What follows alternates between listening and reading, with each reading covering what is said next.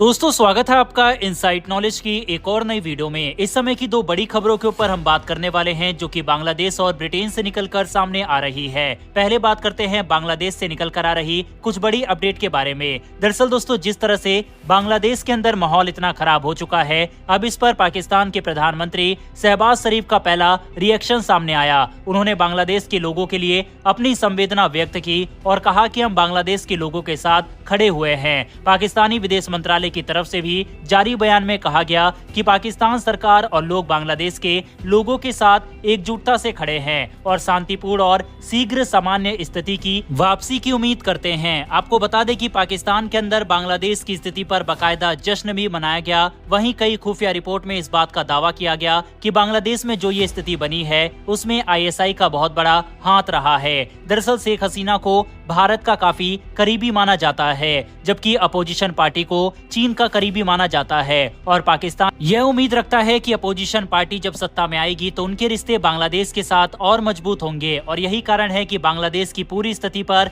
काफी ज्यादा इंटरेस्ट ले रहा है पाकिस्तान और बांग्लादेश के बीच संबंध कई वर्षों से तनावपूर्ण रहे हैं। वैसे तो बांग्लादेश के लोग आज भी पाकिस्तानी शासन के अत्याचारों को भूले नहीं हैं, लेकिन शेख हसीना के कार्यकाल के दौरान ये संबंध और तनावपूर्ण हुए। भारत के साथ शेख हसीना की दोस्ती से पाकिस्तान को कभी रास नहीं आई। दरअसल शेख हसीना ने भारत का साथ देते हुए दक्षिण एशियाई क्षेत्र सहयोग संगठन यानी सार्क शिखर सम्मेलन का 2016 से ही बहिष्कार किया है, जिसके बाद से इसकी बैठक नहीं हुई है। पाकिस्तान भी सार्क का सदस्य है। अब इस बार बांग्लादेश में सत्ता परिवर्तन के साथ पाकिस्तान राजनयिक संबंधों में बदलाव की उम्मीद लगा रहा है। शेख हसीना के बांग्लादेश छोड़कर जाने को पाकिस्तान मौके की तरह देख रहा है। पाकिस्तान की खुफिया एजेंसी ISI और उसके प्रॉक्सी जमाते इस्लामी की शेख हसीना के खिलाफ चले आंदोलन में सक्रियता रही थी। जमाते इस्लामी ने हसीना के जाने के बाद 13 साल बाद पहली बार अपना कार्यालय खोला। वहीं आपको बता दें कि ये पहली बार नहीं है जब पाकिस्तान के अंदर इस तरह का जश्न किसी दूसरे देश की हिंसा पर मनाया गया हो। इससे पहले जब अफगानिस्तान के अंदर भी सत्ता परिवर्तन हुआ था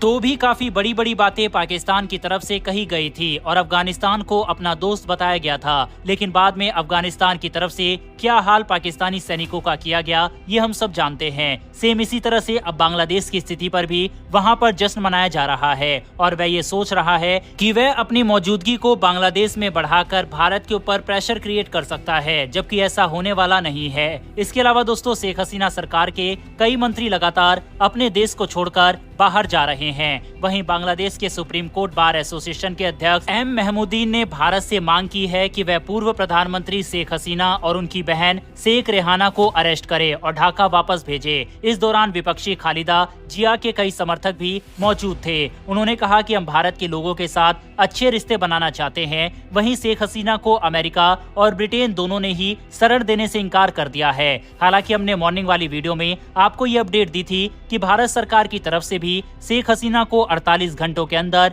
देश छोड़कर जाने के लिए कहा गया था। वह अब रूस और फिनलैंड में शरण की उम्मीद कर रही है। वहीं पर दोस्तों भारत की तरफ से लगातार बांग्लादेश के कार्यालय में काम करने वाले भारतीयों को निकाला जा रहा है। भारत की तरफ से अपने एयर इंडिया के जहाज को बांग्लादेश के अंदर भेजकर आज ही 199 भारतीयों को वापस अपने देश में लाया गया है। अभी भी काफी बड़ी मात्रा में भारतीय बांग्लादेश के अंदर रह रहे हैं। उनको सफलतापूर्वक वापस लाने के लिए भारत सरकार ने अभियान चला रखा है।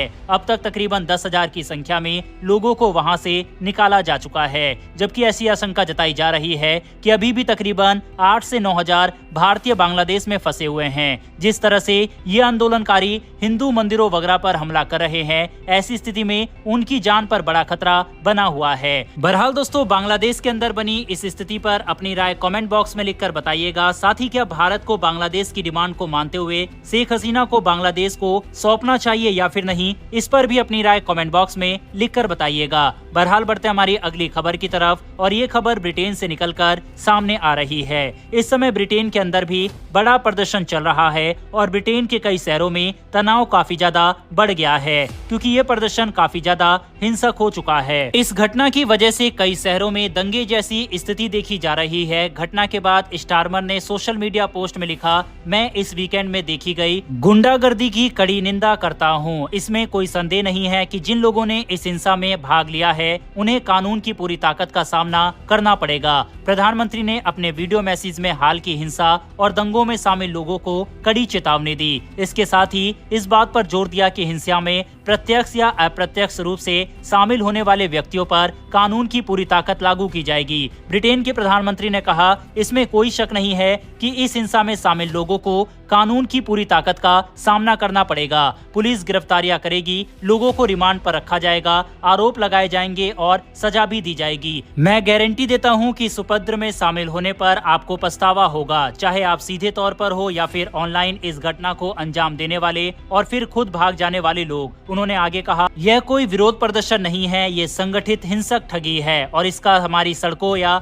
ऑनलाइन प्लेटफॉर्म पर कोई स्थान नहीं है। अभी रॉदरहोम में एक होटल पर हमले हो रहे हैं, लूटपाट करने वाले गिरोह कानून तोड़ने पर आमादा हैं। दरअसल ब्रिटेन के अंदर सरेआम रोड पर लोगों को मारा जा रहा है, दुकान वगैरह को लूटा जा रहा है, इस्लाम के नारे और पाकिस्तान और इस्लामी झंडों को भी फहराया जा रहा है। यूनाइटेड किंगडम 13 साल में अपने सबसे बुरे दंगे से जूझ रहा है। दरअसल ब्रिटेन के अलग अलग शहरों में 3 बच्चियों की मौत के बाद से दंगे जारी है। पिछले 6 दिनों में देश में अराजकता फैल गई है क्योंकि दक्षिणपंथी समूह डांस क्लास में बच्चियों पर हुई चाकूबाजी की घटना को हवा देने के लिए इंटरनेट मीडिया का इस्तेमाल कर रहे हैं। इस हमले में 3 बच्चियों की मौत हो गई थी और कई अन्य घायल हुए थे। इसे लेकर इंटरनेट पर अफवाह फैलाई जा रही है कि आरोपित रवांडा का था और यहाँ शरण चाहता था। हिंसक भीड़ अप्रवासियों और मुसलमानों को निशाना बना रही है। इसके अलावा भारतीय हाई कमीशन की तरफ से भी चेतावनी दी गई है और कहा गया है कि ब्रिटेन जाने से बचे और अगर आप किसी कारण से ब्रिटेन जा रहे हैं तो आपको लोकल न्यूज को फॉलो करना जरूरी है और इंस्ट्रक्शन वगैरह को सही तरह से माने। इसके अलावा ब्रिटेन में रह रहे भारतीयों से भी अपील की गई है कि वह ब्रिटेन की अथॉरिटी का इंस्ट्रक्शन के हिसाब से चले, नहीं तो गंभीर परिणाम भुगतने पड़ सकते हैं। साफ है दोस्तों, इस समय न केवल ब्रिटेन बल्कि फ्रांस, इटली, जर्मनी ये देश बाहर से आए लोगों की वजह से कई हिंसक प्रदर्शन देख चुके हैं, जिस कारण से इन लोगों का गुस्सा अप्रवासी लोगों के ऊपर बढ़ रहा है। बहरहाल इस खबर के ऊपर अपनी राय कमेंट बॉक्स में लिखकर बताइएगा। इन्फॉर्मेशन और वीडियो पसंद आई हो तो वीडियो को लाइक करके हमारी आने वाली डेली ऐसी वीडियो के लिए चैनल को सब्सक्राइब कर बेल नोटिफिकेशन अवश्य दबा लें। फिर मिलेंगे ऐसी एक नई वीडियो के साथ। धन्यवाद। जय हिंद।